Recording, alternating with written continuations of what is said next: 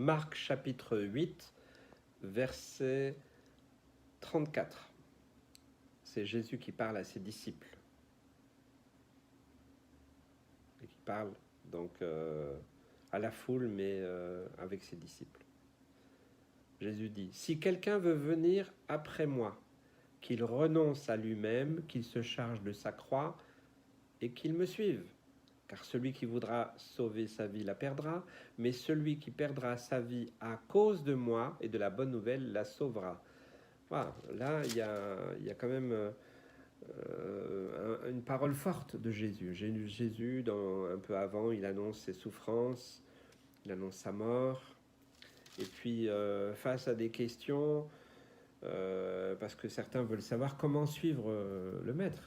Voilà, le disciple, il veut toujours suivre le maître, c'est normal, c'est comme ça. Alors, comment suivre Jésus? Et alors, Jésus, d'ailleurs, il interpelle Pierre, hein, parce que le verset 33, 32 d'ailleurs, Pierre, l'ayant pris à part, se mit à le reprendre, à reprendre Jésus, hein, par rapport à la mort, sa mort et tout ça. Et moi, j'aime bien ce texte quand, verset 33, Jésus a réprimandé Pierre et lui dit « Arrière de moi, Satan, car tu ne conçois pas les choses de Dieu, tu n'as que des pensées humaines. » Waouh! Ça, c'est une parole, c'est, on va dire, on ne peut pas dire le contexte historique. Les paroles, elles résonnent aussi fort aujourd'hui, hein. Tu n'as que des pensées humaines. Bien souvent, nous n'avons que des pensées humaines. Et même si on se croit spirituel, on n'a que des pensées humaines. Jésus a dit à Pierre, arrière de moi. Arrière de moi, Satan.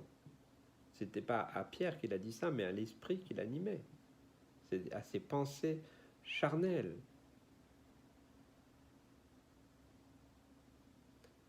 Quand on veut suivre Jésus, c'est pas facile. Qui se charge de sa croix. Oui, ben voilà, certains vont vous dire, oui, si tu viens à Jésus, tu auras une belle maison, tu auras une femme formidable, tu auras beaucoup d'argent, tu auras tout ce que tu veux. Là, Jésus, tu peux me suivre? Charge-toi de ta croix. Il y a moins de candidats, hein. Parce que l'homme veut chercher toujours à sauver sa peau. Il veut sauver sa peau. Vous savez, les chrétiens ou les non-chrétiens, ils savent bien, ils voient bien, si on regarde bien les événements, la situation de notre monde, l'économie, la santé de notre planète, on voit bien que tout va à volo, que ça ne peut pas continuer comme ça pendant des siècles, c'est pas possible. On sent bien qu'on arrive bien à une échéance. Tout le monde veut sauver sa peau. Je suis interloqué de voir que beaucoup de films, beaucoup de séries ces dernières années ont comme but, c'est de trouver des moyens. Voilà, vous avez souvent des films qui racontent comment ils vont trouver une autre planète. L'homme cherche à sauver sa peau. Il dit de toute façon la planète Terre, un jour ou l'autre, ça va plus le faire. Ou un météorite va tomber. Enfin, il y a plein de scénarios. Donc les gens essayent de chercher où on est trop nombreux, il faut trouver des solutions. Enfin, il y a toutes sortes de théories, du complot et autres. Les hommes veulent sauver leur peau. C'est pour ça que Jésus il dit, celui qui voudra sauver sa vie, tu veux sauver ta peau, tu vas la perdre. Mais si tu veux vivre une vie vraiment qui a de la valeur, si tu la perds à cause de ton engagement à Jésus-Christ, alors tu la retrouveras, parce que nous avons l'espérance de la vie éternelle. Paul dira, la mort m'est un gain. C'est pas facile à dire ça, hein? Non, ça ne veut pas dire qu'il cherchait la mort. Et nous n'avons pas à chercher la mort. Et nous ne cherchons pas les problèmes, certainement pas. Nous voulons avoir une vie super belle avec nos familles, nos couples, nos amis, vivre dans l'harmonie, dans la paix, dans la joie, ne manquer de rien. Oui, ok, d'accord, c'est ce que tous les hommes veulent. Donc en fait, on veut sauver notre peau. On veut avoir la primeur, on veut régner quelque part, il faut le dire. Il y a une profonde mentalité orgueilleuse dans tous les êtres humains. Nous voulons sauver notre peau. d'une manière ou d'une autre. On ne veut pas être humilié, on ne veut pas manquer de quoi que ce soit. Je ne dis pas que c'est mal et je ne juge personne. Je dis juste que Jésus, là, il a mis le doigt dans le mille. Hein. Voilà. Celui qui veut sauver sa peau va la perdre. Si nous voulons chercher simplement, même à utiliser, certaines utilisent la religion ou la foi, ou tout ce que vous voulez, hein, ils seraient prêts à croire en n'importe qui, en n'importe quoi, s'ils peuvent sauver leur peau. Vous savez, j'ai vu des gens désespérés, des gens qui avaient tout, enfin, tout ce que les hommes estiment être beaucoup, la richesse, des situations, même des entreprises, l'argent, belle maison, enfin voilà, une belle femme et autres, enfin tous les standards un peu. Mais quand ils ont été pris dans la maladie, dans, dans l'infirmité, dans des choses où la médecine ne pouvait plus rien, je peux vous assurer que ces gens-là, ils ont changé. Et aussi chercher à sauver leur peau. Et c'est normal.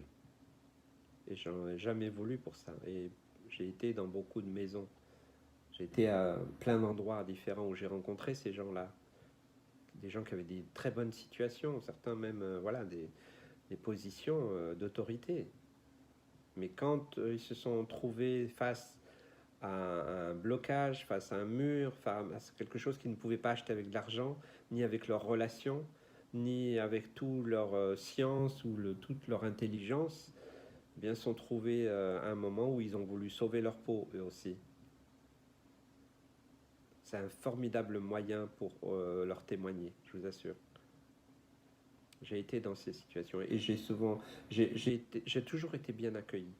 Parce que moi, je n'allais pas, et je ne vais pas dans ces milieux-là pour dire oh, regardez, moi je sais. Non, avec beaucoup d'amour, beaucoup de compassion, beaucoup d'humilité.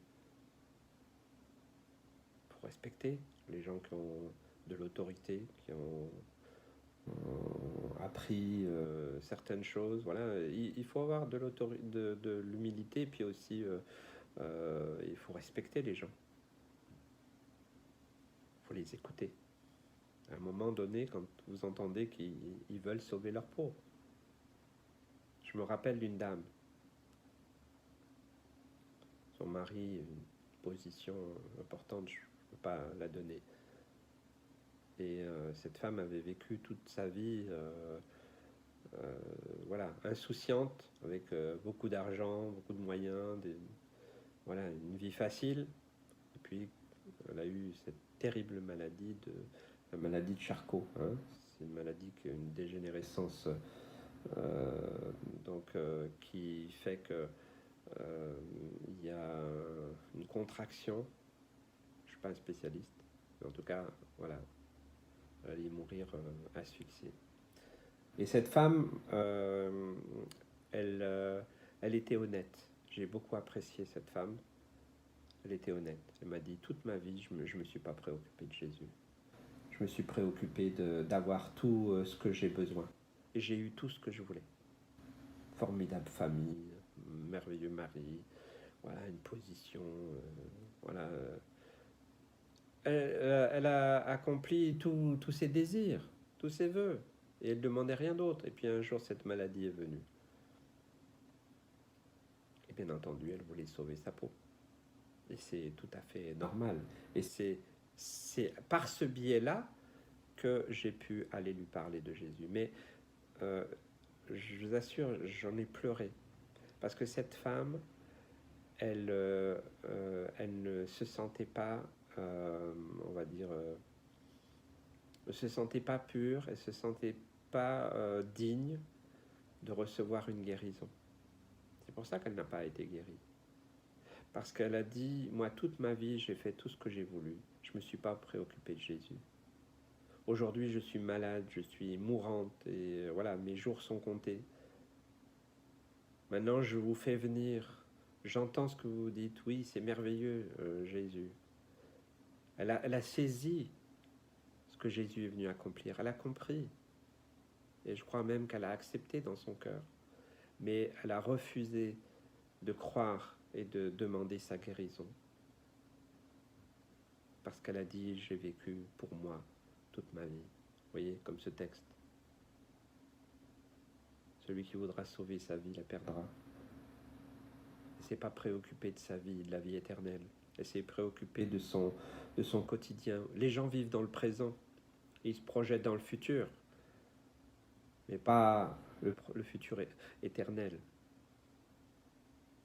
Alors évidemment, ils ne voient pas la nécessité de confier leur vie à Jésus. Ils veulent vivre pleinement leur vie de tous les jours. Et il y a même des gens qui ont accepté Jésus et qui vivent dans cette dimension-là. Qu'est-ce que ça peut me rapporter? Qu'est-ce que ça peut... voilà, pour sauver ma peau. Comme ça, voilà, si je prie, je serai peut-être jamais malade, j'aurai pas ceci, j'aurai pas cela. Oui, les gens, ils tordent, même la foi, ça peut me servir. Et ils ne sont pas dans cette démarche de vivre pour Christ, d'être prêt à mourir pour Christ. Vous voyez, il y a comme un dérèglement, un basculement. J'aimerais simplement, rappelant les paroles de Jésus, que nous puissions considérer que nous ne pourrons pas sauver notre vie par nous-mêmes, même par tout ce que nous pouvons avoir. J'ai rencontré des gens riches, pas plus heureux que les autres. Le jour où la maladie, les difficultés, ou le divorce, ou quoi que ce soit est venu dans leur vie, vous savez, ils sont comme les autres. Ils ne croyaient pas, ils n'avaient pas besoin de la foi, ils rigolaient même, ils se moquaient. Mais le jour où ils ont senti qu'ils allaient perdre leur vie, ils ont tout fait pour sauver leur peau. Ils sont allés de médecin en médecin, de spécialiste en spécialiste, et même les médecines parallèles, et même les charlatans de tous bords, il y en a partout. Hein. L'occultisme, aller voir des médiums, enfin tout. Voilà. Et alors pourquoi pas un pasteur? Pourquoi pas la foi? Ah oui, non, tu devrais téléphoner au pasteur Vives, là, oui, il prie pour les gens, Dieu guérit. Voilà, et c'est comme ça que, bon, ben, c'est un moyen que Dieu m'a donné pour aller dans des endroits où on n'irait jamais. Je remercie le Seigneur et je le fais toujours avec amour et compassion et je réponds toujours présent parce que c'est un moyen d'annoncer la parole de Dieu. Mais toi qui m'écoutes, sois honnête, sois sincère devant Dieu. Est-ce que c'est pas simplement sauver ta peau que tu veux? Ou est-ce que tu es prêt à vivre, à suivre le Maître, à mourir pour lui s'il le fallait? Parce que tu as l'espérance de la vie éternelle, parce que tu sais que cette vie-là, elle n'est que passagère, elle est qu'éphémère, qui se charge de sa croix. Tu n'auras peut-être pas tout ce que tu veux. Tu vivras peut-être pas dans le grand luxe. Peut-être que tu vivras, mais peut-être que tu es un radin, et que si Dieu ne te donne pas, c'est parce que tu donnes rien. Vous savez, il y a plein de principes bibliques. L'évangile n'est pas contre la richesse, ni l'intelligence ou la science, certainement pas, c'est la manière dont tu l'utilises. Si c'est juste pour sauver ta peau, et peut-être est-ce que ta vie chrétienne c'est uniquement pour sauver ta peau, pour avoir quelque part, oui, eh ben, comme ça, oui, je peux prier ou je peux demander la prière et peut-être tu es faible, pas bien grave, hein. La Bible nous dit de supporter les faibles, mais j'aimerais vraiment interpeller quelqu'un ce matin, aujourd'hui, dans le moment où tu regardes cette vidéo, afin que tu saches que si tu veux suivre Jésus, ce ne sera pas un long tapis rouge avec une vie merveilleuse. Oui, ça sera merveilleux parce que tu te confies en lui et que tu ne dépends plus de toi-même, mais tu dépends de lui et lui prendra soin de toi. Pose-toi cette question. Est-ce que je veux simplement sauver ma peau ou est-ce que je suis prêt à suivre le Maître, à mourir pour lui, parce que je sais que je retrouverai. Un revivaliste a écrit ça. Vous savez, un seul jour en enfer, c'est bien pire que tous les autres jours que vous auriez pu vivre, même dans l'abondance sur la terre. Pour même une minute en enfer, ça vaut la peine de confier sa vie à Jésus, parce que même une seconde en enfer, c'est l'horreur. La perdition éternelle, c'est horrible. Moi, je ne veux pas que tu ailles là. Je veux que personne n'y aille. Car Dieu a tant aimé le monde qu'il a donné sa vie pour toi. Alors repens-toi, humilie-toi, mets-toi à genoux maintenant, là où tu es, et commence à te demander pardon à Dieu. Oui, tu as voulu sauver ta peau jusqu'à aujourd'hui. Peut-être que tu es dans des problèmes, peut-être que tu es lié, peut-être que tu es dans la maladie, l'infirmité, quelle que soit ta situation. Tu veux sauver ta peau, oui, c'est normal, c'est légitime. Pense à ce que Jésus a fait à la croix pour toi. Alors à la croix, tu peux avoir cette délivrance, ce pardon, mais aussi la vie éternelle. Et la vie éternelle, c'est merveilleux. Une seconde dans l'éternité avec Dieu, ça vaut, ça vaut 1000 ans sur la terre. Alors quand ça sera d'éternité en éternité, ce sera formidable. Que Dieu vous bénisse.